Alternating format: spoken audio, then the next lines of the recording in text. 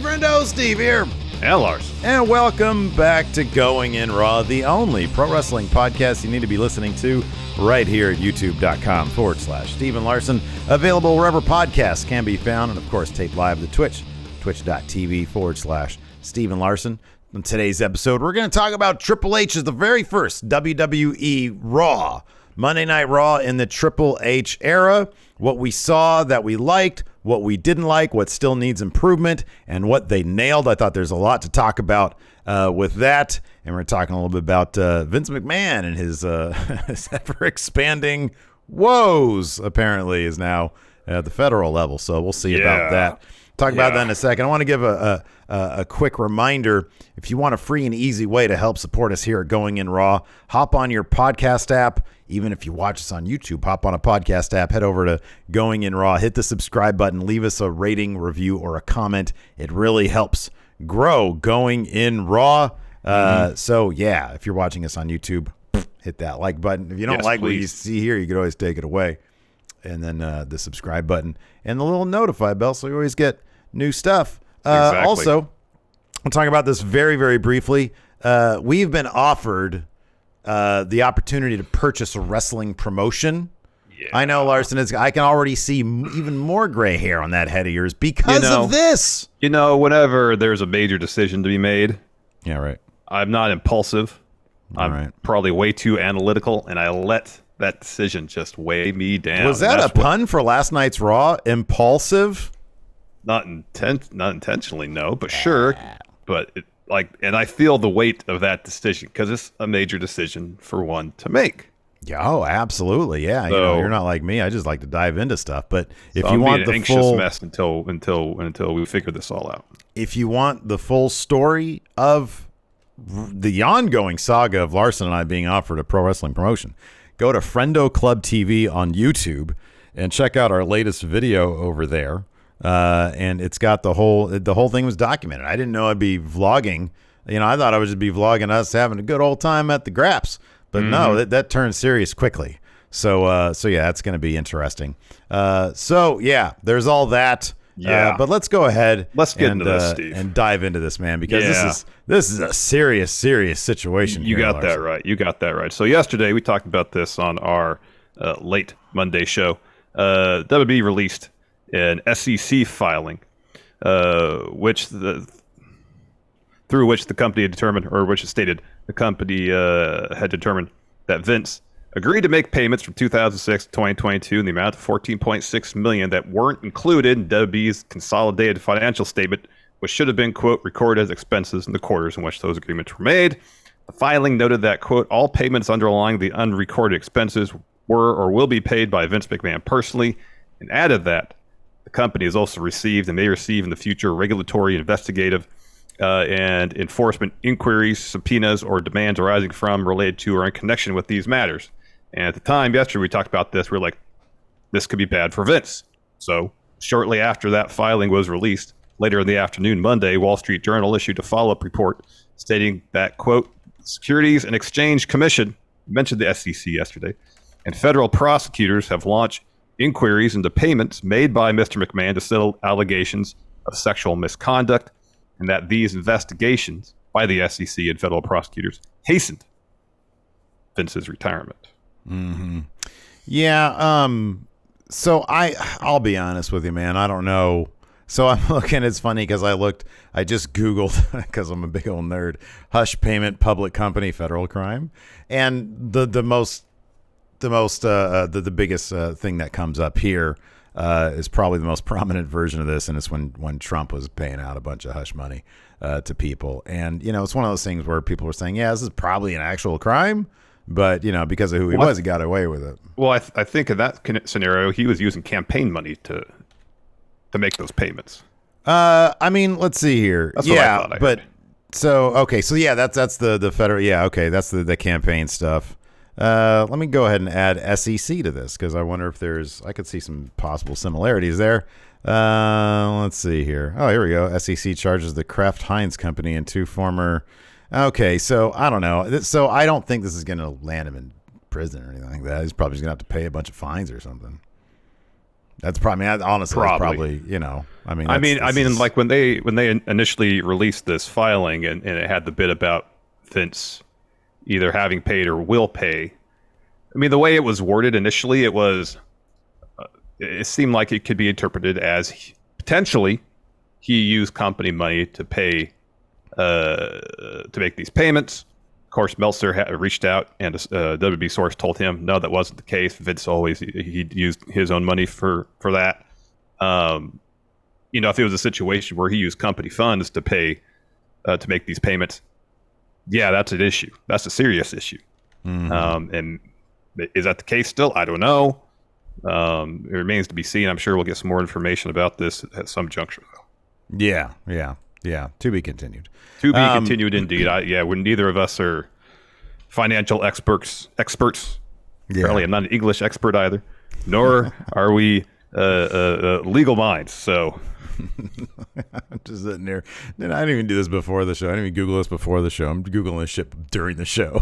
Yeah, I know. It's funny, though, because when I said, he's probably going to have to pay some fines, the look on your face was disappointment. You're like, man, I want this son of a bitch to go away. Well, here's the thing. It's more a disappointment, not just in this scenario, but a lot of other scenarios where people have committed financial crimes and none of them have gone to jail. Oh, those flippin' rich people, Larson. Oh, they keep getting away with their shenanigans.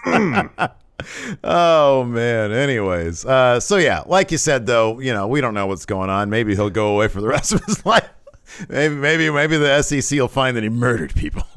Wow. Then then SEC is going to have to refer that to somebody else. That's not their purview. Yeah. Minehunters on the case.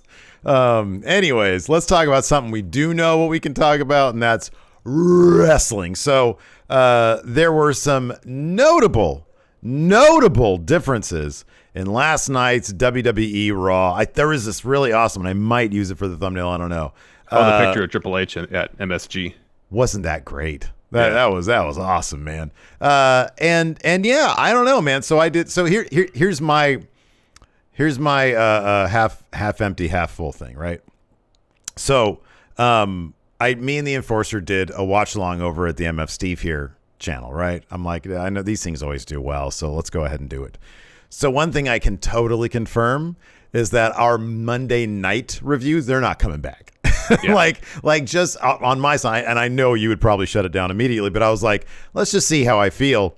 And I don't think I'd consider it, but I did have a Raw headache afterwards. I think it has more to do with just watching anything live for 3 hours in front of a monitor, engaging with people. So I don't really think it's that, but 3 hours is still a very long time. It is. To watch wrestling in one shot when it's a TV show as opposed to like a pay-per-view. However, that being said, I thought there was plenty to find in Raw, starting with number one, recaps. There were hardly any, and when they were, I know you're about to say minimal, aren't you? When they were, minimal. They were there for a reason or an ad integration, yes. Which, you know, that's WWE making money. That's sort of how one way they do that. Every episode has its match flow.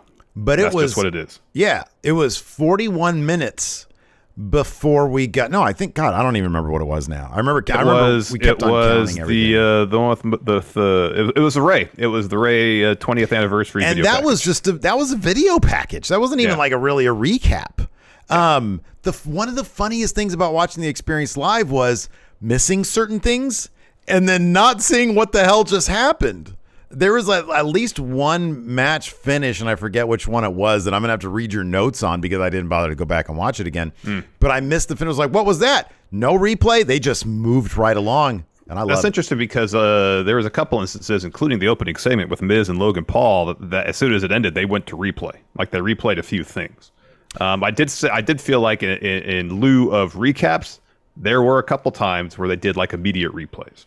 Oh, they do replays. I'm fine with replays. Replays are fine, but when you do a segment, you come back from commercial and you show the exact same segment just in truncated form as a recap, that's my big problem. But replaying action, you know what it was? It was the end of AJ and Dolph's match, their tag match, because that zigzag sort of came out of nowhere. And I was like, oh, whoa, was that it? Because I just sort of turned my head towards the TV for the zigzag, and then that was it. And then Forster said something like, oh, was there a phenomenal forearm before that? And I was like, no. So I don't know. What happened was Gable was going for the rolling German suplex. And when he was doing the rolling part, AJ blocked it and kind of flung Gable back right into Dolph, who hit the zigzag. It was a good spot. Okay. So, but here's I guess my point. Everything last night, for the most part, I'm not talking about like, okay, that they were stuck with the script. Evidently, somebody here in chat said, I don't know if you can verify this or not, that Vince had already sort of laid out Raw last night, or it was pre-laid out before they sort of came in, and so they just sort of made minor changes, I guess. But everything, whether it was a recap, a backstage interview, a backstage segment, furthered the story along. There was no situations where somebody was being interviewed and it was a redundancy or it was not necessary. We didn't even see Riddle until the main event. Like, there was no interviews with him, nothing. When Alexa had her interview at Gorilla, there was something there. She sort of reiterated why she was in the mix. And then she said, by the way, Becky, Bianca, I don't care which one it is, I'm coming for you next. It's setting stuff up for her later. And so maybe the stories, which have already been set up, weren't all that compelling. The actual stuff that happened was all necessary to move those stories along. And that's one thing that I really, really appreciated. Also, it's kicked off with action. The Miz and Logan Paul were already in the middle of a fight, and I love that.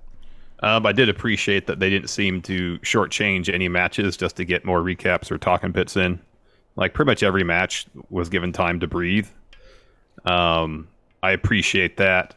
The show overall had a bit of a looser feel, and it did. And kind of like the highlight of that for me was the Judgment Day stuff backstage. It just felt more spontaneous. You have everybody kind of ad-libbing lines to talk crap to Ray and Dom. You had Rhea returning. She would palming Dom's head and pulling him out of the room. That was kicking amazing. Everybody. It was great.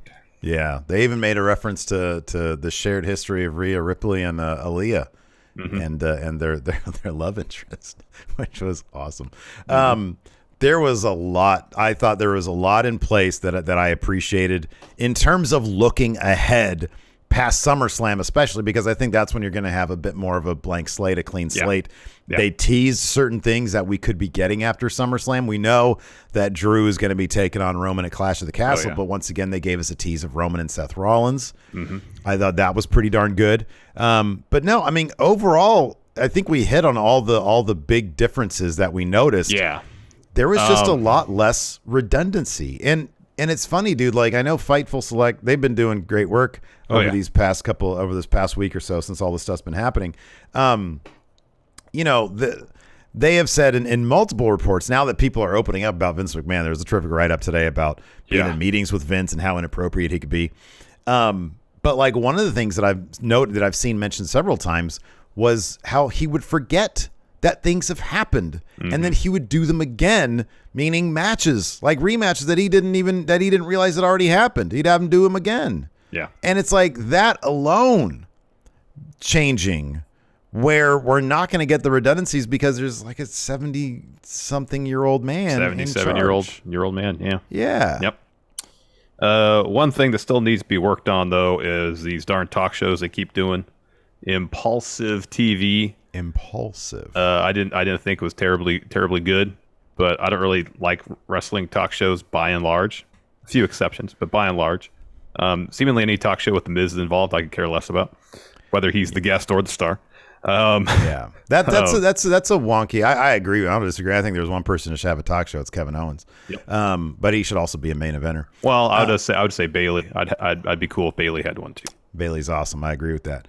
The thing also about the impulsive TV, there's a lot wrong there. Maurice was great because she's great. Yeah, she's always all the time. But this idea that Logan Paul can be a good guy and not get just like the people don't want to see that. I don't even know if people really want to see Logan Paul. I think the guy has, if he didn't have so much baggage already, I think he's actually really good on the mic. He does have, the camera does love the guy. Yeah. But he just has the baggage of being a scumbag YouTuber, and people are still turned off by that. Then him and his brother taking fights against people who I don't know. The whole thing around them just sort of, they just seem like con men. Well, and people know that, Well, and the thing is too is they want to make him a baby face, but rather than have him do things that a baby face may do, they just had the Miz turn heel on him. Expect, okay, well, he's baby face by nature of the fact that he's feuding with a heel Miz. Yeah. He didn't actually do anything that a baby face does. No, he didn't really do anything. Yeah, right. You just assume, they just assume, to a degree, they're right, that we don't like the Miz, and because of that, that just automatically makes Logan Paul the babyface. But you need more than that. You need him to be less of a passive babyface and more of an active one. Yeah, I will say this about the impulsive last night, because you're right, it was a low point of the show. It did. I will say this. Number one, it was already advertised under Vince. And so I can see the idea that, okay, well, we need to go through with this. I feel like it didn't necessarily take up any more time than it had to. Like, he came out there, he was relatively efficient. You know how, oftentimes with Vince segments, it's as if they just want it to continue to go to get heat, when in fact it's just people get so irritated by it, they just don't want to deal with it anymore, and that's why they boo. I feel like this didn't go any longer than it needed to. He came out, he said his thing, Maurice came down, she cracked a couple jokes about balls, and then Miz came down and they got into it, and then Ciampa helped him out. So I don't know. I kind of feel like it didn't take up more time than it needed to. Yeah, Triple H is in charge. He could have been like, yeah, I don't want to do this, but I don't know. It's already advertised. I get the philosophy of you got to do it anyway. There was a segment earlier in the show where we'd seen a lot of Bianca and Becky promo back and forth. And they're both really good in the mic, so I'm not complaining about that. But again, it'd be a thing where it's redundant. We know the story at this point. Yeah, sure. We don't need that reiterated to us again and again and again. So rather than have another extended promo thing, they just brawled. And I know we got that at the beginning of the show with Logan and Miz, but this juncture, we know what the story is between the two of them. We don't need it reiterated. And I do appreciate the fact that at least that Logan Paul was like, I'm out here for my talk show. I don't even want to talk. I want to fight you. Yeah, right. Yeah. So that's a step in the right direction. But there was still, despite that, a lot of talking involved in that segment. Yeah, no, I agree. It definitely stood out. I mean, like we said, it wasn't all perfect. Let's talk about this really quick, because I thought this was kind of interesting. The first segment, number one, that first segment with Roman Reigns saying your daddy's not here anymore to protect you. I do sort of think that we can get a sense maybe of how they're going to start handling Austin Theory, because last night was just dump on Austin Theory night. This dude got his ass kicked. He got his ass handed to him. He was in that ring for, I don't know, a really long time, and putting on a hell of a performance. Now, I don't know exactly how they're going to handle him, but I like the idea that, hey, we all know that, because it was on camera, we all know that Vince was your guy. He was your quote-unquote daddy. Now he's gone. It's open season. Yeah. And I wonder if they're going to take that approach to get Austin Theory to the point where the crowd will accept him as, oh, I want to see this guy cash in. I actually want to see him as a character on my TV, as opposed to just get off my TV, because he needs to get to that point. And I was making this point. I want to get your thoughts on this. He put in a hell of, say what you will about him. He took the loss last night. Yeah. But he put in a hell of a performance. We know that Triple H was all about basically buying Evolve. Austin Theory was their guy there. He's got a good relationship with her, but I think they still see him as potentially a face of the company guy. If you have this guy gutting out performances, maybe adding a little bit of sympathy to his character, you're adding some dimension there. Maybe if you put him in a situation, I'm sorry, but anybody who does what Seth Rollins did that one week on Raw, where he went through a gauntlet match for an hour. The first hour, yeah. They're going to cheer the guy if he does something like that. If you get him over through his wrestling, but he's still a bad guy, that might actually really work with Austin Theory. What did you see with Austin Theory last night that might have said this is how they're going to go with him? I'm going to take a different approach to get there, because we finally, after 2 or 3 weeks of Dolph costing Austin Theory matches, we finally heard from him. Yeah. And he didn't really speak a whole lot about Theory because AJ interrupted him, but he did say he was there to teach Theory a lesson. Yeah. That he's athletic. He's accomplished so much so fast that he hasn't had an opportunity to learn, which is more or less what Dolph said. So I don't know if this is going to be what we had talked about, the mentor relationship. But right now, Dolph is like firmly babyface Dolph. He's apparently in a new tag team with AJ Styles. Everything about that interview he did was babyface. Yeah, sure. So I don't know if, given that Theory is a heel, if they're going to use his relationship with Dolph either to advance him in terms of giving him more direction and more dimension with his character. And, maybe Dolph takes him under his wing to try to point him in the right direction of how to cash in successfully. And then Theory maybe at one point is at a crossroads. Well, either he could continue to be aligned with Dolph and take his advice, or he can be impulsive, arrogant, have the hubris to think, after all this, I still know the best way to do things, and continue to be a heel. I guess until we hear more from Dolph and we know which direction he's going with his own story outside of Theory, it's really hard to tell. And I mean, last night could have been a thing where he just said, I just feel like Theory, he hasn't had opportunity to learn. Oh, look, I'm in a tag team with AJ Styles now. I'm not going to do anything with Theory. Maybe this is a situation where Triple H came in and looked at this and was like, that's not the direction I want to go. Let's put Dolph with somebody else, new tag team. I don't know. It remains to be seen. That could be. I like where you're headed with that, though. I mean, I think that there's something to be said for a guy who he was super protected by his dad. It's acknowledged that he's gone. And then, like I said, it's open season. Everybody's just coming after this guy. They're beating the shit out of him. Maybe they're goading him to try to put his briefcase on the line. He's like, no. But he's got no friends whatsoever. Yep. This guy has taken selfies with like everybody after he's, done the opportunistic beatdown or attack. And so he's got no friends whatsoever. Well, Dolph has found himself in that situation in the past. And he sees this guy. He's like, you know what? I know he's probably just misunderstood or something along those lines, where he's like, man, I see a lot in you, but you're a piece of shit. And now you're suffering the consequences of your actions.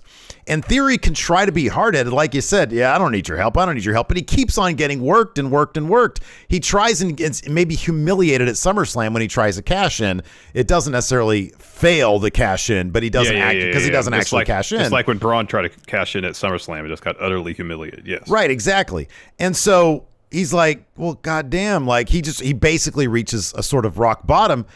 The crowd can start to feel sympathy for the guy, because if he puts it also on top of that, if you start giving him some really like gutsy performances, like just put him in the ring for a long period of time, he could do it. And if he starts using some of because I've seen clips of him when he was doing babyface stuff and Evolve, and like there's a lot to his arsenal that we have not seen. And if you start showing flashes of that, the crowd's going to start getting behind him. They're going to feel sympathy for him. And if he gets humbled, they're going to be like, oh man, now we want this redemption story with him. And then Dolph can help him do that or not or whatever. But I think that's probably like the early indication from what I saw is, they're going to put him in the ring a lot and try to build him up a little bit that way, which that's what you're supposed to do. That's what you should do. If Theory is going to be a babyface, he's got to change his finisher to that seated top rope Spanish fly deal, because that's really impressive. It's pretty awesome. It's pretty great. Let's take a quick break here and get a word from our sponsor, BetterHelp Online Therapy. Steve, it's quiz time. Oh, no, I was not prepared for this. So the question is, what are some things you do to take care of that thing you got inside your head, your brain? Oh, wow. Okay.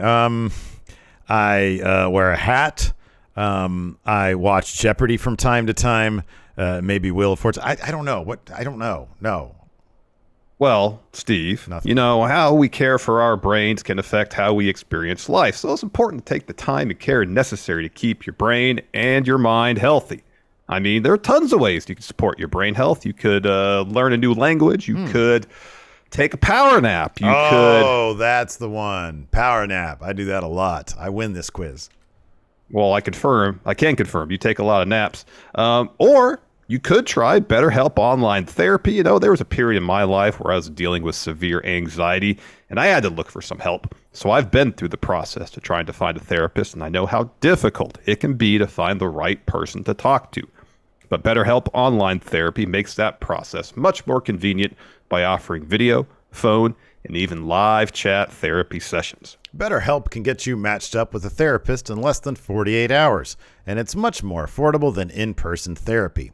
And right now, Going In Raw listeners can get 10% off their first month at betterhelp.com/raw. That's BetterHelp, HELP.com/raw. And now let's get a word from our sponsor by Optimizers. Okay, Steve, you ready for it? Yes. Continue quiz time. Oh, no. Now, I want you to tell me why magnesium is so important. Go.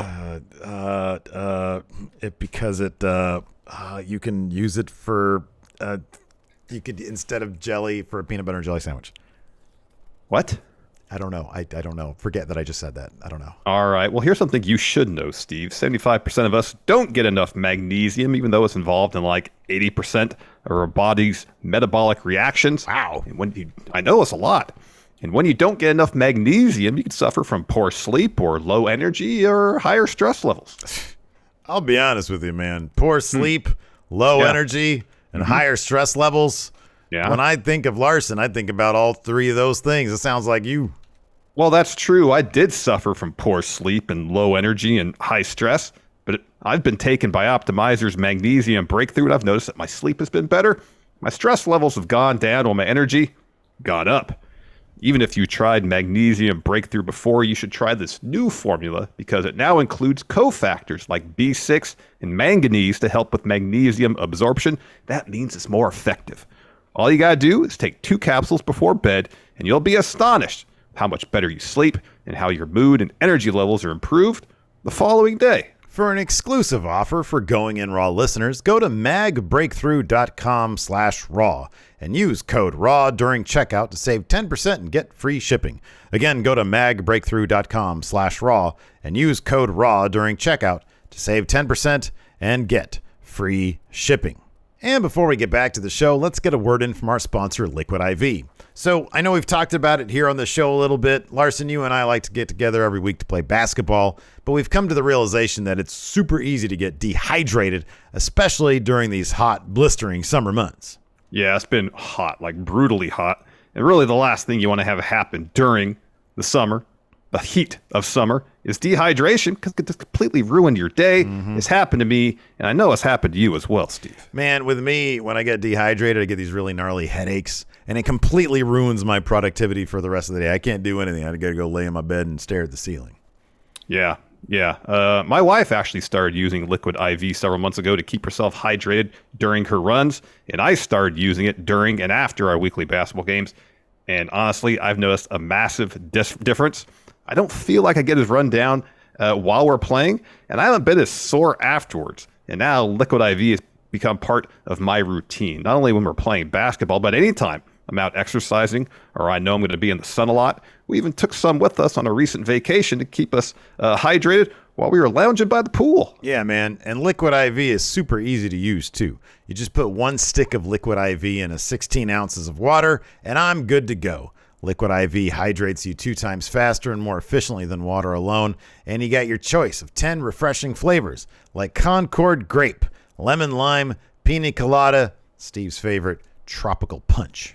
I'll tell you, the lemon lime flavor really popped around the Larson household, so grab your Liquid IV in bulk nationwide at Costco, or you can get 25% off when you go to liquidiv.com and use code RAW at checkout. That's 25% off anything you order when you shop Better Hydration today using promo code RAW at liquidiv.com. Anyways, let's just go ahead and dive into it. Sure. It kicked off with Action Now. Miz and Logan Paul are already just brawling in the ring. Everything's frantic. You love to see it to kick off a Raw. Logan drops Miz with a spine buster. He's got a good-looking spine buster. He does have a good-looking spine buster. And then the refs and producers come out to try to break it up. That brings out the Tribal Chief. Another thing I noticed last night, the entrances seemed a bit truncated as well. The end, they'd either pick up with somebody already on the way to the ring, or they just sort of made him a little bit shorter. So Roman comes out, tells Madison Square Garden to acknowledge him. Of course they do. He tells Heyman, he's like, I don't feel like talking anymore, wise man. So he gives the mic over to Paul. Paul welcomes us to the island of relevancy, where our capital is New York City and its hall is Madison Square Garden, or City Hall is Madison Square Garden. He says, this Sunday marks 700 days of Roman's title reign, and admittedly, this plays into the hands of Brock Lesnar because he just loves to piss on everybody's parade. He lists other times Brock has ruined parties. He says, now Brock looks at Saturday at 699 days, and he says he's going to ruin the party for Roman. This is why Roman takes it so personally, because Brock is tired of his legacy being tied to Roman's. Heyman lists other famous rivalries. He says, but after Saturday, when you think of Roman, you'll never have to think of Brock ever again. We're sick of his name. Brock riding on Roman's coattails. It's time for Brock to go back to Canada and slaughter a bunch of hogs. So here's what's going to happen. Anything that Roman needs to do to keep Brock down for a 10 count in what is their last match ever, Roman will finally rid himself of Brock, which is why Roman has nothing to say tonight, because Roman can't stand the sound of the name Brock Lesnar. And after Saturday, Brock won't be able to stand at all, which brings out Theory. Yeah, so he says, what's funny to me is that the Bloodline talks a lot, but they forget the most important detail of SummerSlam.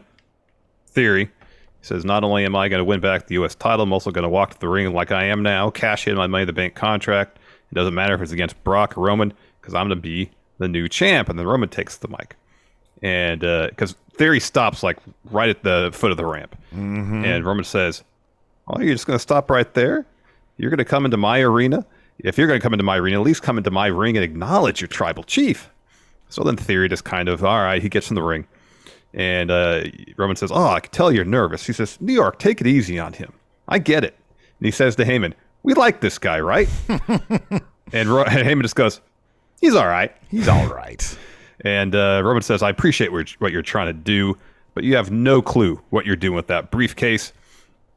I want you to look around and analyze the situation you're in. Your daddy's not here anymore. This is my ring. This is the great part, though, because earlier he says, oh, look at you. You're nervous. Don't be nervous. And then you can see Theory say, I'm not nervous. And clearly he is shaking. Nervous, yeah. So the crowd's chanting, who's your daddy? And Roman says, well, I'll be Theory's daddy if he keeps messing up. But I don't want it to be that way. Here's the situation now. I run the garden, Roman says.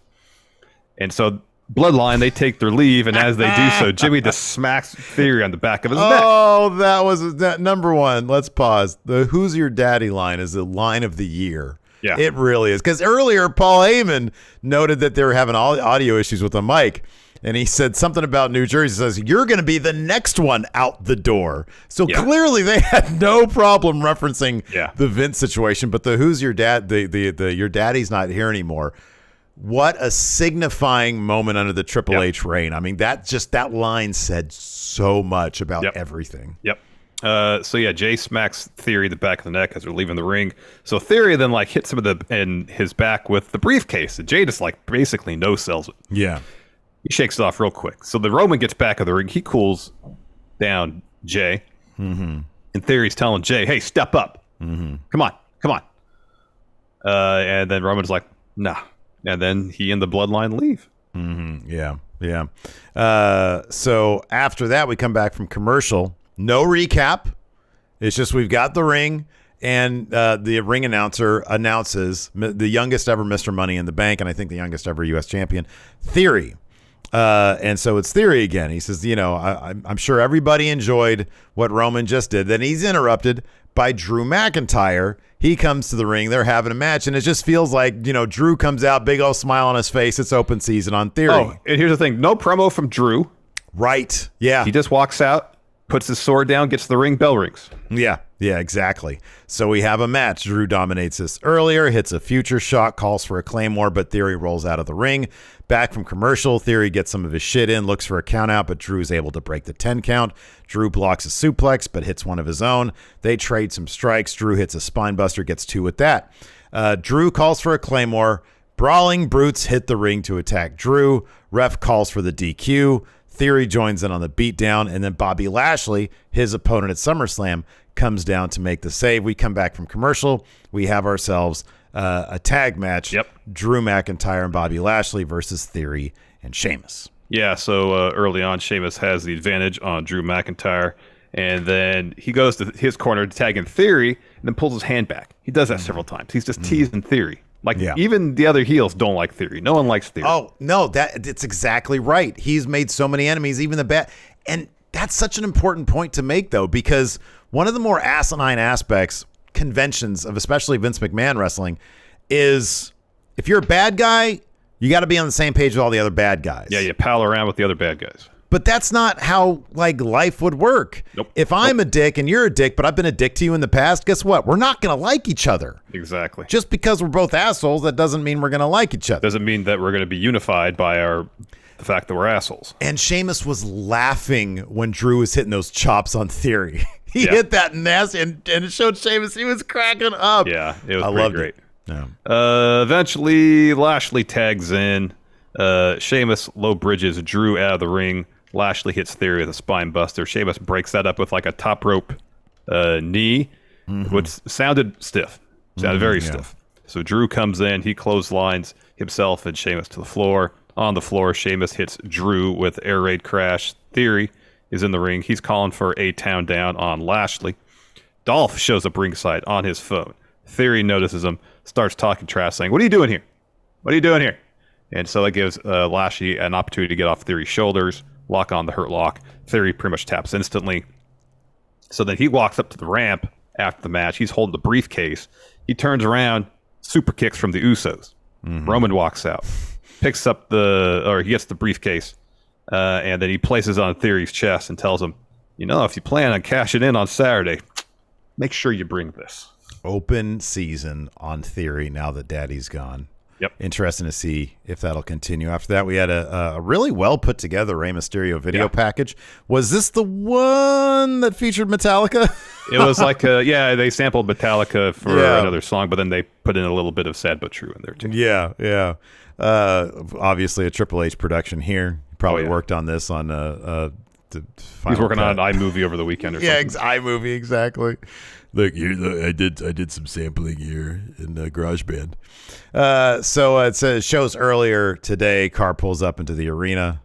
What is this? A Maybach?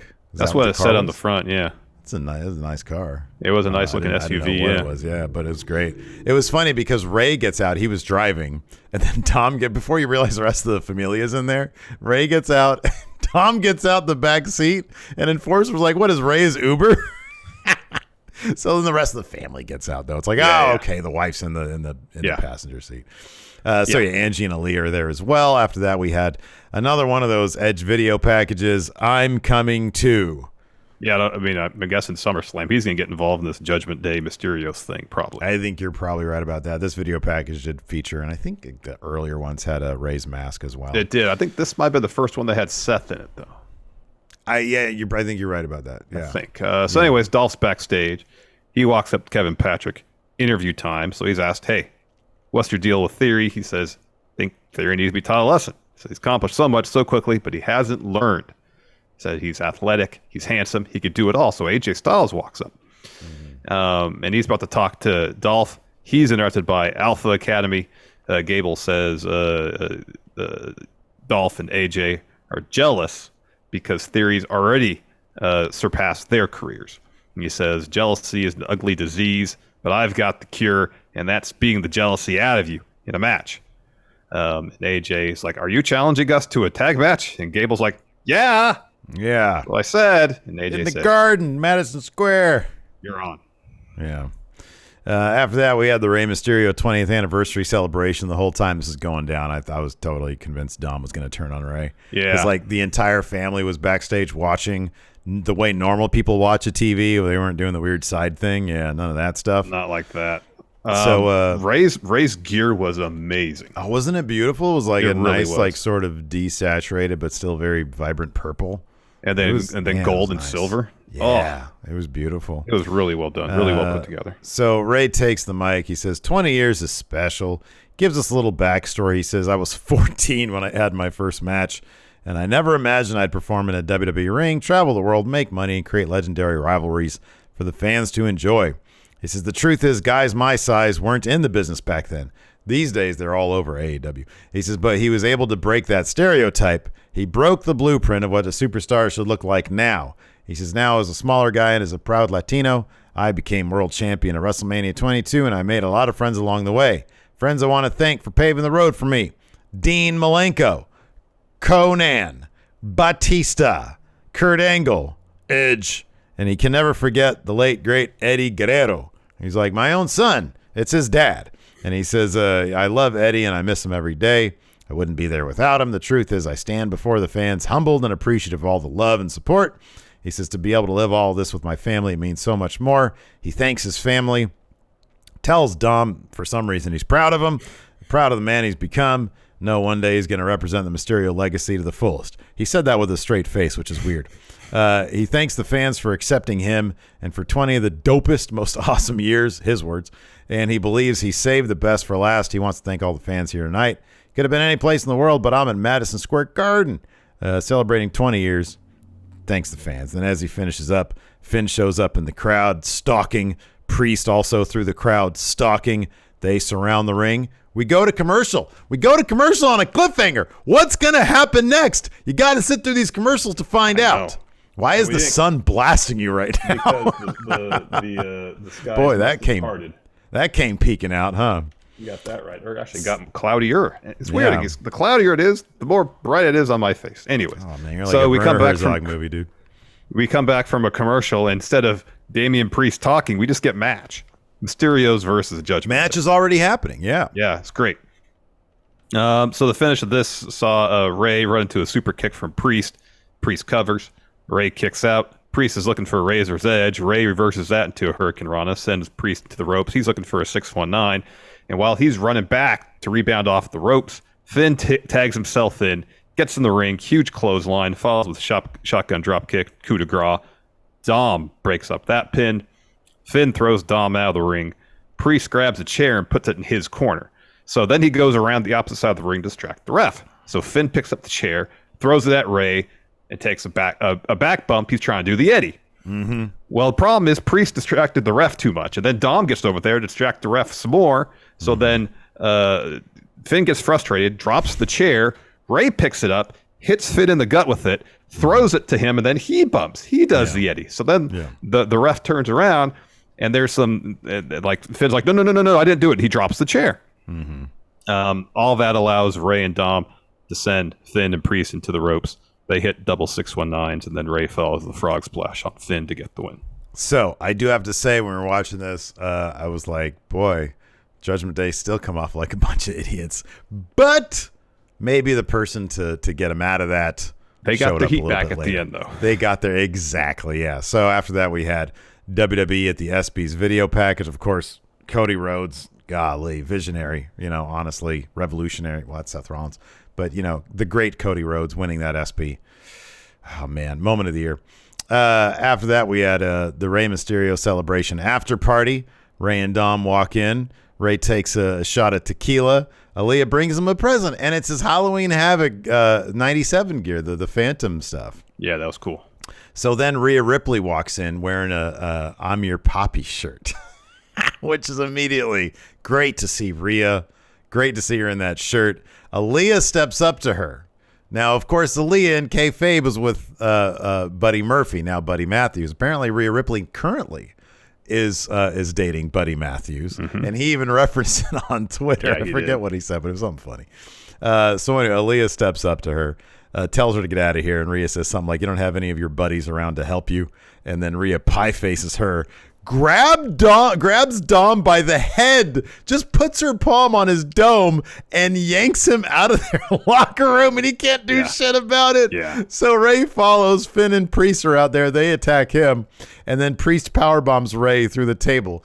At some point, Finn said, or Ray said, "It's my anniversary," and Finn said, "It's my birthday." It's my birthday, not your anniversary. Yeah. Oh, that was good. That was good. That was good. Then we come to the ring. Bianca Belair is about to have a promo. She's interrupted before she can start by Becky Lynch. So Becky's about to talk. Bianca interrupts her. Says, Becky, we all know that you have the biggest mouth. I didn't come to New York City to let you run it. I'm going to let you finish, but first I want to tell everybody that I'm the strongest, the roughest, the toughest, etc. Becky interrupts. She's about to talk, and Bianca keeps interrupting her as she's trying to get a word in. So eventually, Becky just hit her with a punch. Bianca responds to takedown, some ground and pound. Becky hits some ground and pound of her own. Brawl breaks out. Becky's looking for a manhandle slam. Bianca escapes. She's looking for a KOD. Becky grabs the ropes and gets on the apron to escape that, and then pulls Bianca to the floor by her braid. And then Bianca tosses Becky over the announce table. Eventually, Rest and producers come out to break them up. Again, we don't need a 10-minute promo bit between these two. We know the story. Exactly, man. This says so much more than words can. We already know what's going on here. We do have an interview after that, though. Alexa Bliss, she's at the gorilla position. She says it's fine that Doudrop keeps asking for matches, referencing. There was a couple times, and I don't know. I mean, sometimes it was so subtle. I don't expect it to be here in your notes verbatim, but like there are several references. God, what was there was another one. Yeah, I think it had to do with like changing. Oh, it names. was Gable making reference to AJ and Dolph being a put together tag team. That's right. No, good memory there. That's right. Yeah, little references to like, yeah, no, things are going to change around here.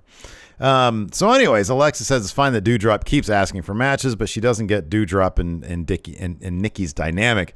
She says they keep making fun of me for hanging out with Lily, but why are they friends? They don't benefit from it. She says, now I love Lily, but I don't need Lily, and Lily doesn't need me. Lily is an independent woman. She makes her own money at WWE Shop. She's number one. She says it doesn't matter. She said, but here's the thing. Becky, Bianca, it doesn't matter who wins the SummerSlam. I'm going to reclaim my top spot at the women's, on my spot at the top of the women's division. But yeah, her talking about the Doudrop Nikki thing. Why are they together? Thrown together tag team. I love it. It is. It was great. So then the trainers are backstage checking on Ray. Again, Finn and Priest step in. Dom goes after them, and then Rhea comes the other side of the frame and just kicks Ray. Yeah. And he tumbles to the floor, and he's holding his shoulder. Yeah. Oh, that was good stuff. After that, we had Alexa Bliss versus Doudrop. As much as Nikki was trying to help out here, Alexa ends up hitting DDT as reverse. She reversed Doudrop's attempt for like a driver into a tornado DDT, picks up the win there. And then we had AJ Styles talking to Logan Paul backstage. And he says, and it all felt very natural, you know? He's like trying to talk to a rookie here. He says, I love what you did out there to The Miz. He says, if I need help, just say the word. No, if you need help. Oh, sorry. That's what I meant. If you need help, just say the word. He says, I'm not saying I like you. I don't even know you that well. I just like The Miz less. So do everyone a favor and shut his mouth at SummerSlam. Yeah, Logan Paul seemed fine with all that. Then we have Impulsive with special guest. Impulsive. Anyways, Logan's talking about Madison Square Garden. I guess his brother has a fight there next weekend or something. He says this is Monday Night Raw debut of Impulsive. This is like Miz TV, except people actually watch it. It's a debatable claim. Anyways, he calls out the Miz. He doesn't want to talk. He wants to fight. No Miz at first. Logan calls him out again, saying that he's probably backstage trembling with his tiny little prunes. No Miz, but Maurice comes to the ring. And she says, I don't appreciate you talking about my reality show. Don't ever talk about my kids again. And most of all, I don't appreciate you talking about the Miz's package.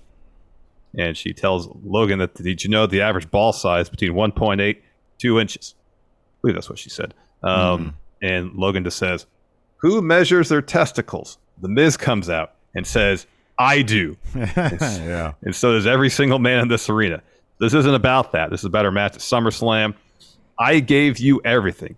If it wasn't for what I taught you, you wouldn't have a match at Mania. You wouldn't have had a match at WrestleMania, and you wouldn't have the SummerSlam match. You owe everything to me. And here's the thing, Logan, I taught you everything you know, but I didn't teach you everything I know.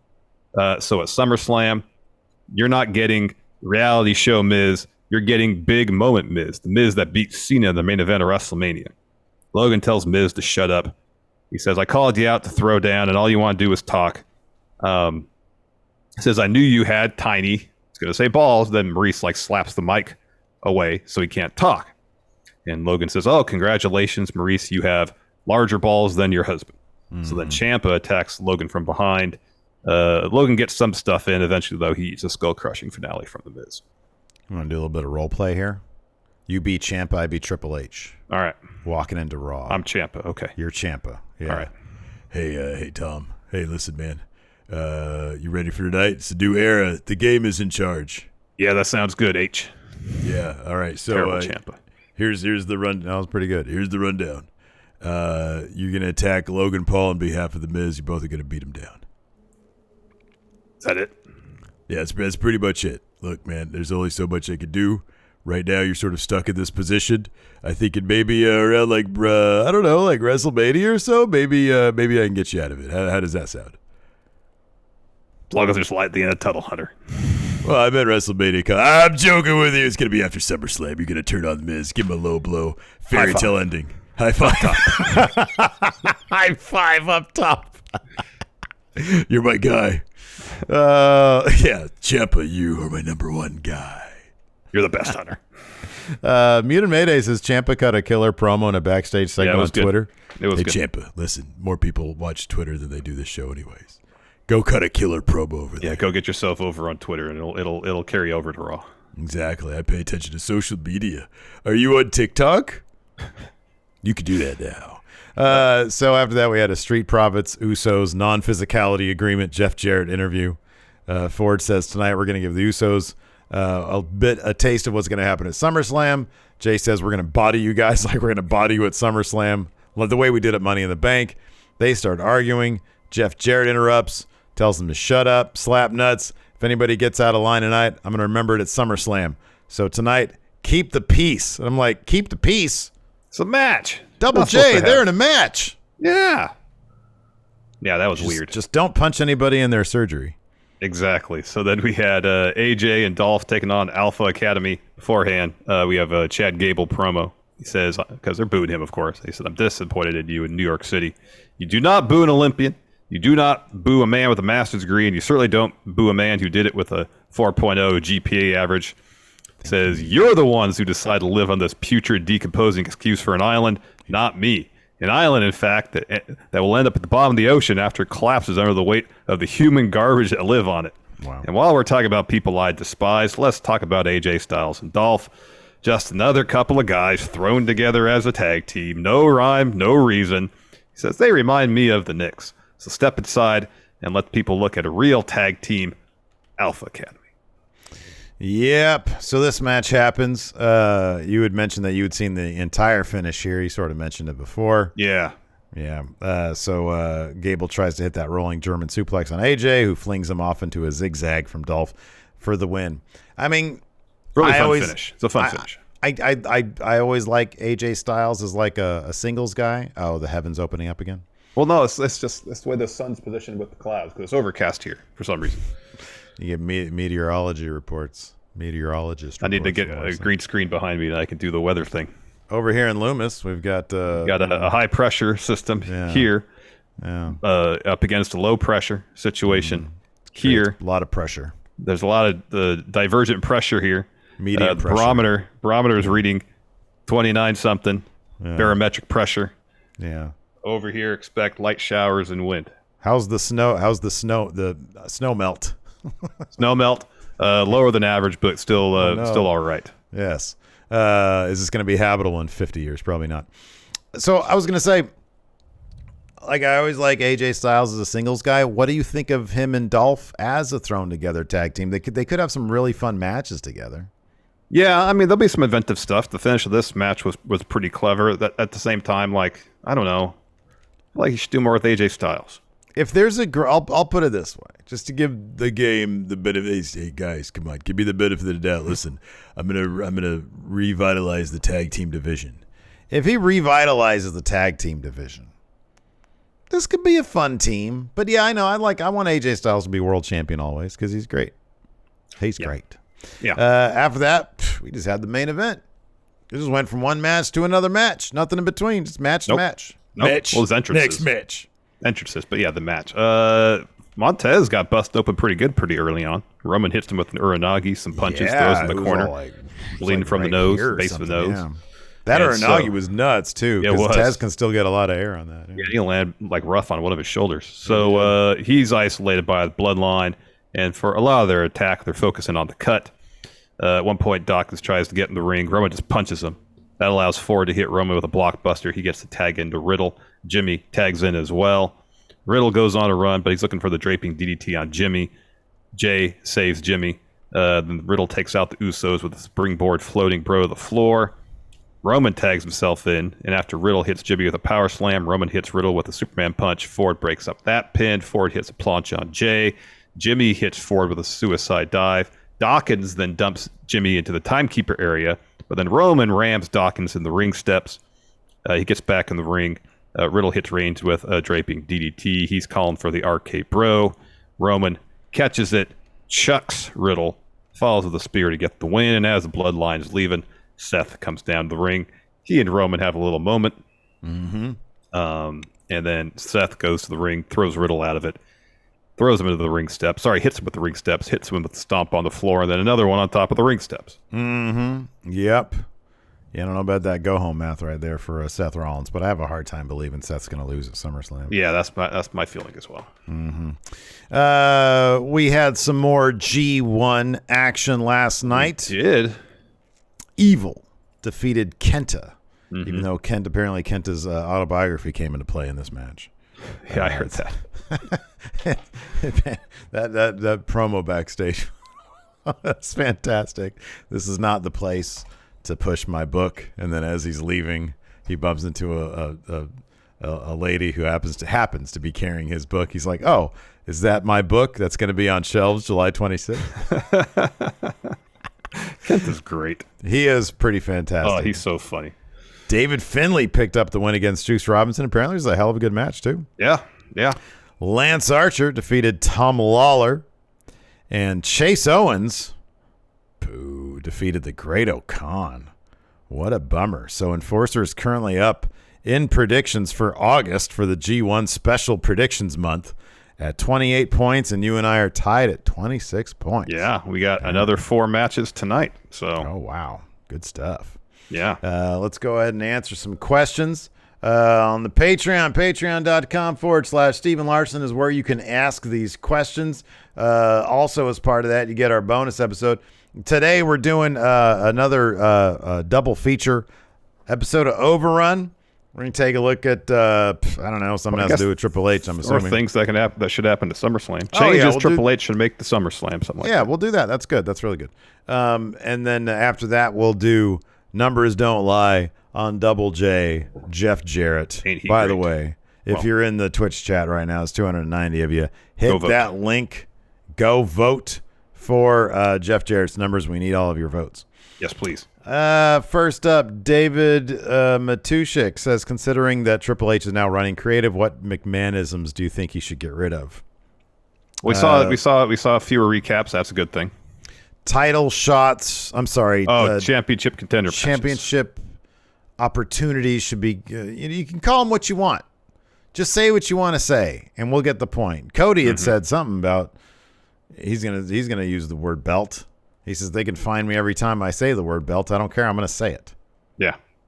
Let him say pro wrestling. Let him say pro wrestling. I'm fine with the general term superstars, but if you want to say they're wrestlers also, that's cool too. Oh, here's another one. If they got to be taken somewhere in an ambulance, you can say they're going to the hospital, not a local medical facility. People go to hospitals. There's a lot of people at hospitals. That's a thing. That's what they're there for. You need stitches, you go to the hospital.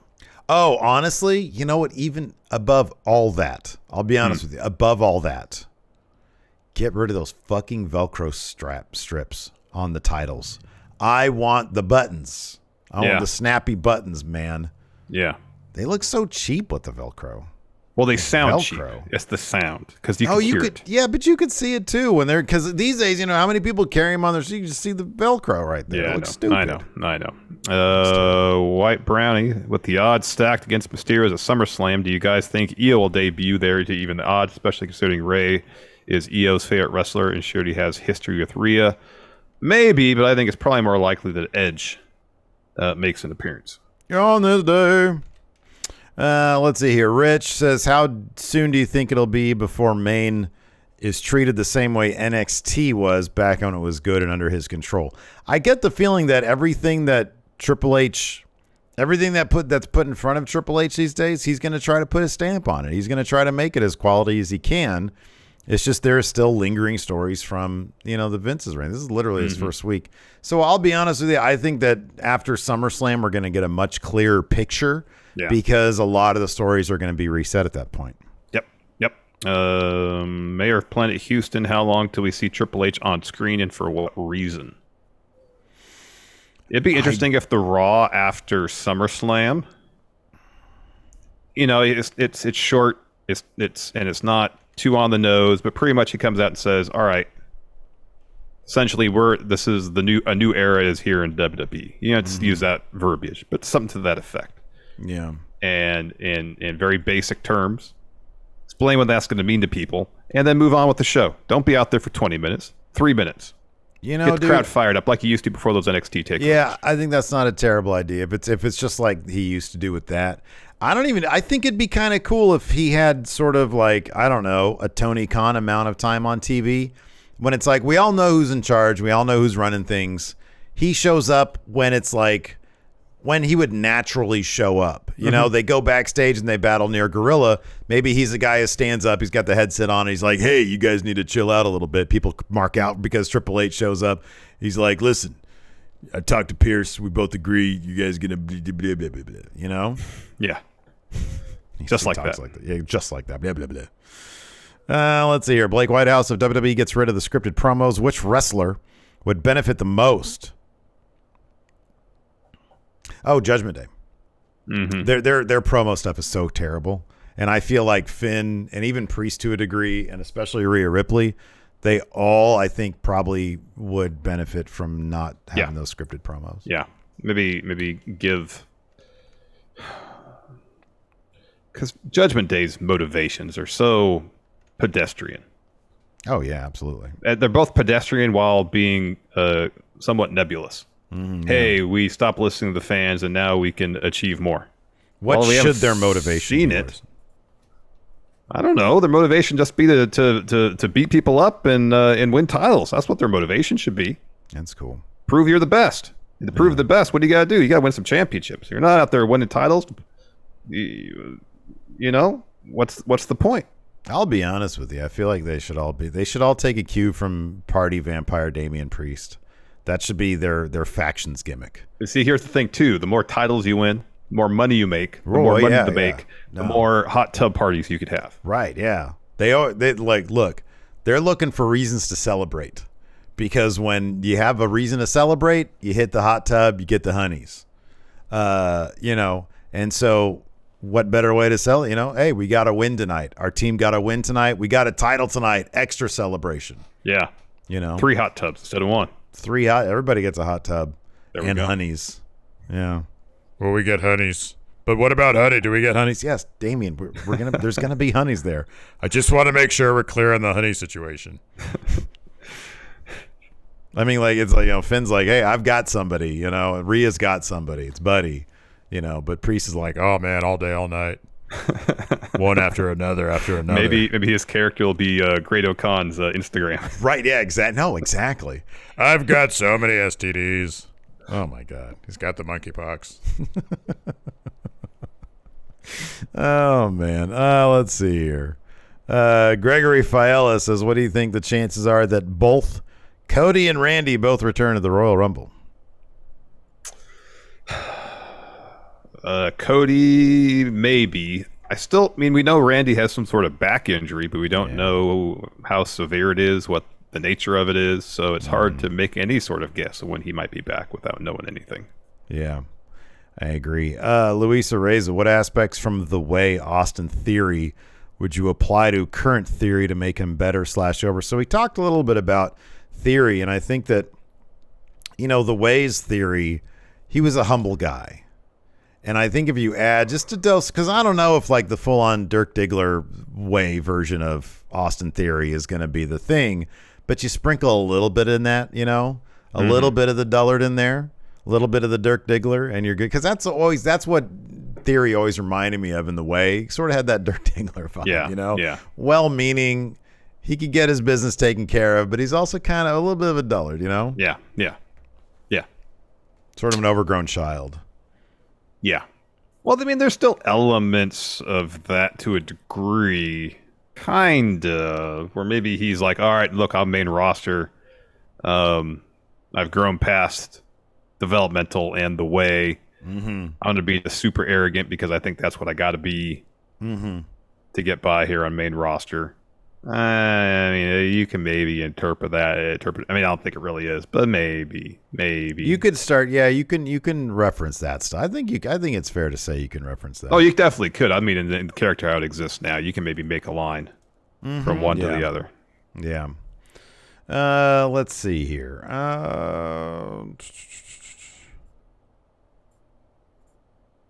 All right, that is going to do it for us today. A little bit later on, I think probably around 3 Pacific, 6 Eastern, we're going to be doing our bonus episode for patrons, patreon.com/Steven Larson, also for Twitch subs and YouTube channel members. So be sure to click join if you're watching this on YouTube. Like we said, if you haven't already, give this video a thumbs up, hit that subscribe button, the notify bell. Thanks everybody for tuning in. We appreciate it. Thanks to our sponsors. And until next time, we'll talk to you later. Goodbye. Hey, what's up, everybody? This is Stone Cold Steve Austin impersonator Phil McDonald, here to tell you to go support Going In Raw and Friendo Club at patreon.com/Steven Larson. They got bonus episodes, ad-free audio, a weekly newsletter rounding up the weekend wrestling news, and a bunch more. Patreon.com/Steven Larson. Go support or get hit with a stunner.